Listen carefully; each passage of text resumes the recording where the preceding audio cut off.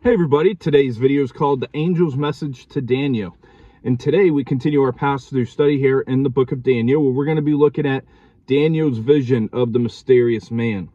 And so these final chapters of the book of Daniel, the last three chapters, make up a single vision and a final vision concerning the future reign of Antiochus IV Epiphanes, but looking beyond his reign to another that is culminates at the end of the age. And so we are in Daniel chapter 10, and we're going to look at verses 1 through 3 starting out.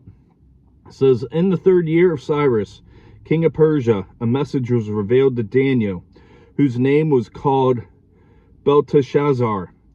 The message was true, but the appointed time was long ago, and he understood the message and had understanding of the vision. In those days I, Daniel, was mourning 3 full weeks. I ate no pleasant food, no meat nor wine came into my mouth, nor did I anoint myself at all, till three whole weeks were fulfilled." So the third year here speaks of 536 BC, and 2 years had passed since the first decree to let Israel return, as seen in the book of Ezra, chapters 1 through 3. And the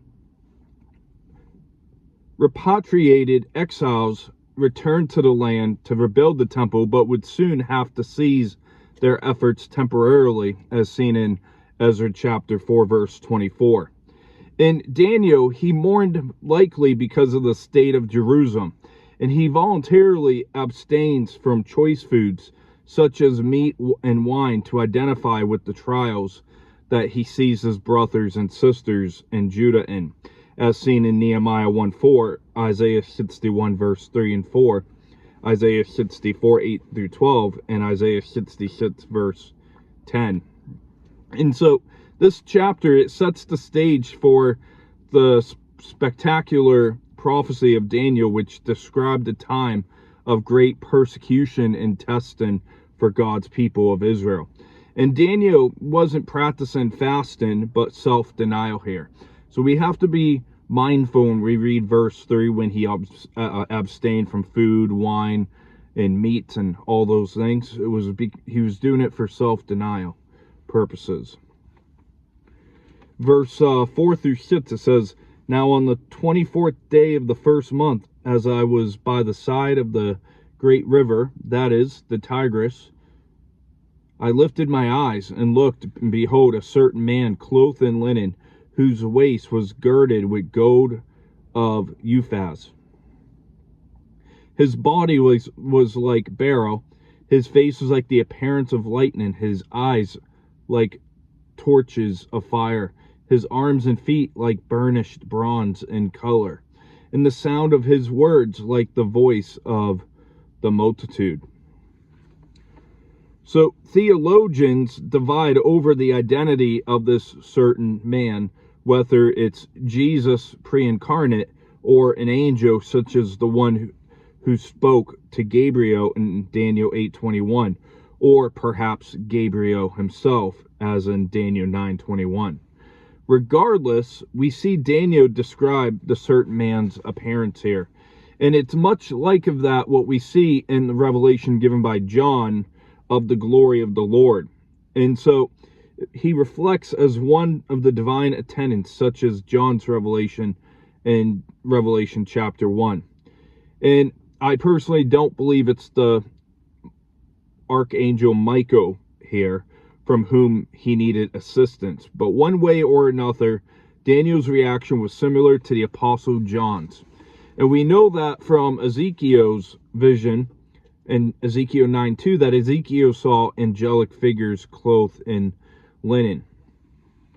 In verse 7, "And I, Daniel, alone saw the vision, for the men who were with me did not see the vision, but great terror fell upon them, so that they fled to hide themselves." So Daniel saw the vision of the glorious man, but his companions could not see it. And it reminds us in the book of Acts with Saul on the road on the way to Damascus, when his companions couldn't hear the same voice from heaven that he had heard. And of course, they could not see the vision if they were hiding from it. But it's very overwhelming, I feel, and that's why they went into hiding. And so therefore I was left alone, in verse 8, when I saw this great vision, and no strength remained in me, for my vigor was turned to frailty in me, and I retained no strength. Yet I heard the sound of his words. And while I heard the sound of his words, I was in a deep sleep, on my face, with my face to the ground.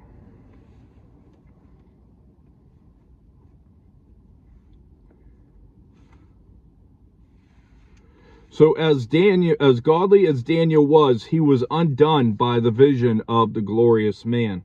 And Daniel's experience shows us that even the most holiest man falls short before God, and even before his closest associates. Verse 10 and 11. Suddenly a hand touched me, which made me tremble on my knees and on the palm of my hands. And he said to me, O Daniel, man greatly beloved, understand the words that I speak to you, and stand upright, for I have now been sent to you. While he was speaking this word to me, I stood trembling. So most likely this is speaking of the angel Gabriel, who interpreted other revelations to Daniel, as in Daniel 8:16, and spoke similarly of Daniel's being beloved in Daniel 9, verse 20 through 23. And when it was time for Daniel to hear and understand, he needed to stand at attention. In verse 12, then he said to me, do not fear, Daniel, for from the first day that you set your heart to understand and to humble yourself before your God, your words were heard, and I have come because of your words. So this was a great encouragement from God, who was attentive to prayer and acted to answer it, as seen in Daniel 9:20 through 27. And even though verse 3 showed that Daniel prayed for 3 full weeks, God responded to Daniel's prayer the very moment that he made his request known. And we should not let this verse pass by without noting that an angel was dispatched because of Daniel's prayer. God works through our prayers. And verse 13 says, but the prince of the kingdom of Persia withstood me 21 days. And behold, Michael, one of the chief princes, came to me to help me, for I had been left alone there with the kings of Persia.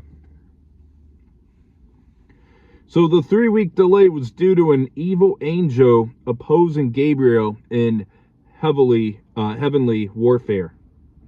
And this angel was specifically appointed with Persian power in an effort to thwart the work of God. And this tells us that Satan engages in heavenly warfare to influence generations and nations against God and his people. And Michael is the chief angel of heaven. He remained to assure that the Jews would be free to return to the land. And the power of fallen angels is limited by God, as it is made clear here and in the book of Job, chapter 1, verse 12, and Job 2:6.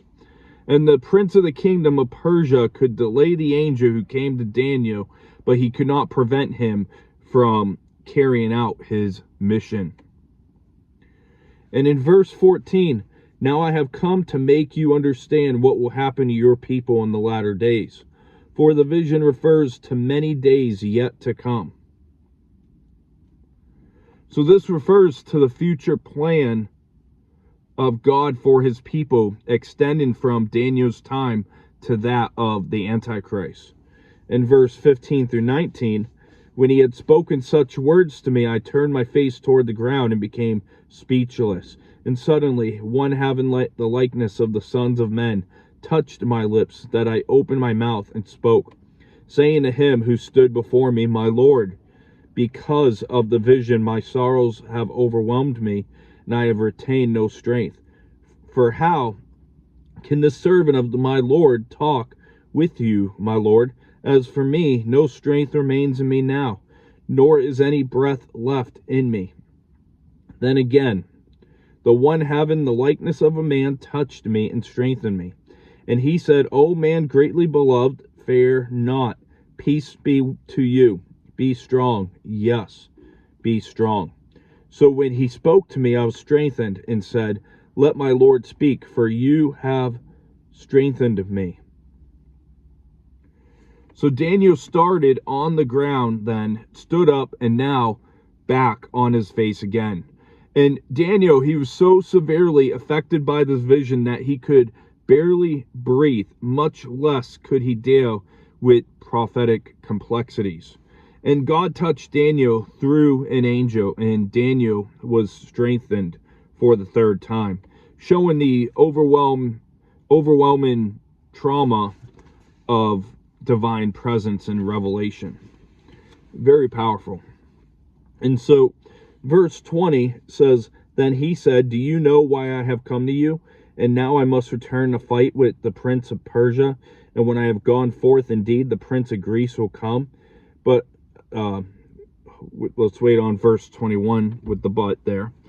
But verse 20, an evil angel contesting for the kingdom of Greece is seen. And though Persia and Greece would rule over God's people after the prophet's lifetime, Daniel had to understand that their power was limited by the power of God. And so to finish the chapter in verse 21, now, but I will tell you, which is what is noted in the scripture of truth. No one upholds against these except Michael, your prince. So we see God's plan is certain and true designs for men and nations, which he can reveal according to his discretion, as seen in Isaiah chapter 46, verse 9 through 11. And the angel with Michael intended to handle the demons of Persia and Greece. And this actually forms the heavenly basis for the earthly unfolding of history, as we'll see in our next chapter. But to wrap up for today, we looked at Daniel's vision of the mysterious man and his state of heart. And in verse 4 through 6, it showed that Daniel saw a glorious man on the bank of the Tigris River. And I want to go over to Revelation chapter 1. And we're going to see how Jesus reminds us of this glorious man that we see, spoken of by Daniel. Revelation chapter 1, and we're going to look at verse 12 through 17. It says, Then I turned to see the voice that spoke with me, and having turned, I saw 7 golden lampstands. And in the midst of the 7 lampstands, one was like the Son of Man, clothed with a garment down to the feet and girded about the chest with a golden band. His head and hair were white as wool, as white as snow, and his eyes like a flame of fire. His feet was like fine brass, as if refined in the furnace, and his voice as the sound of many waters.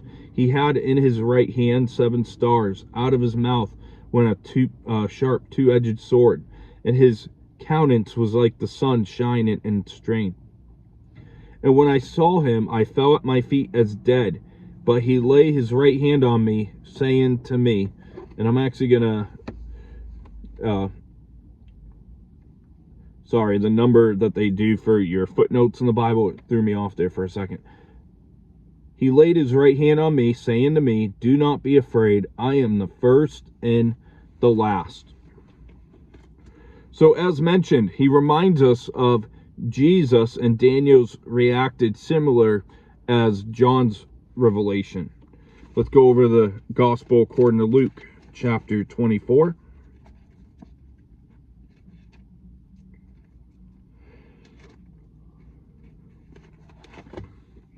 Luke chapter 24, verse 4.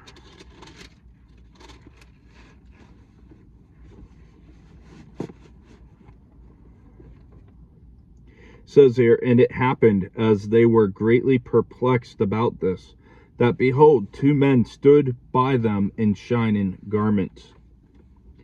So angels at Christ's resurrection was seen in shining garments.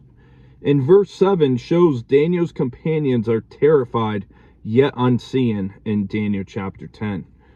Daniel 10:8-9 shows Daniel's reaction to the sight of man. Verse 10 and 11 shows the certain man introduced himself to Daniel. Verse 12-14 shows the angel explains his coming to Daniel and the opposition he faced on the way. And the opposing fallen angels remind us of the sixth bowl given by John's revelation when the Euphrates is dried up. Let's look at Revelation chapter 16.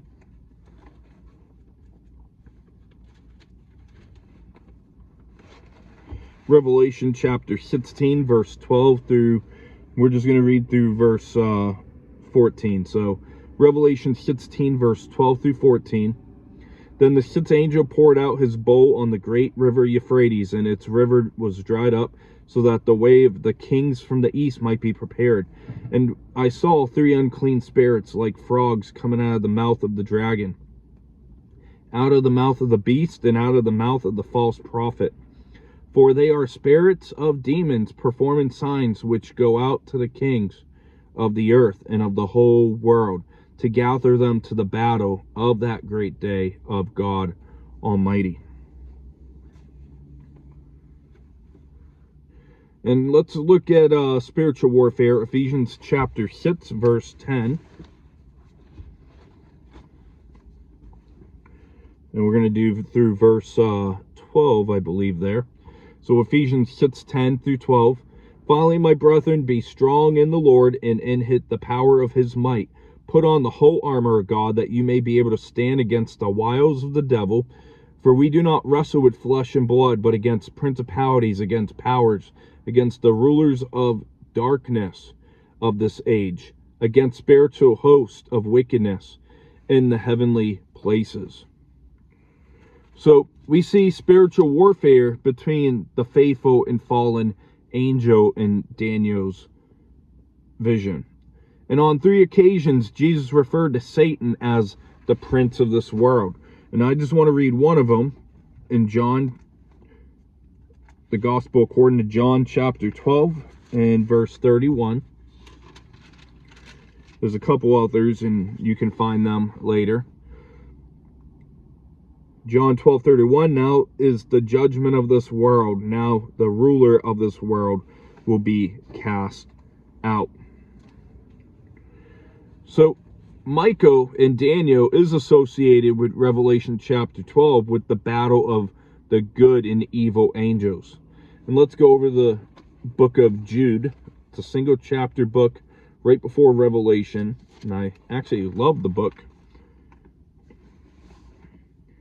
Jude verse 9. Yet Michael the archangel, in contending with the devil when he disputed about the body of Moses, dared not bring against him a reviling accusation, but said, the Lord rebuke you. So he is the commander of the holy angels.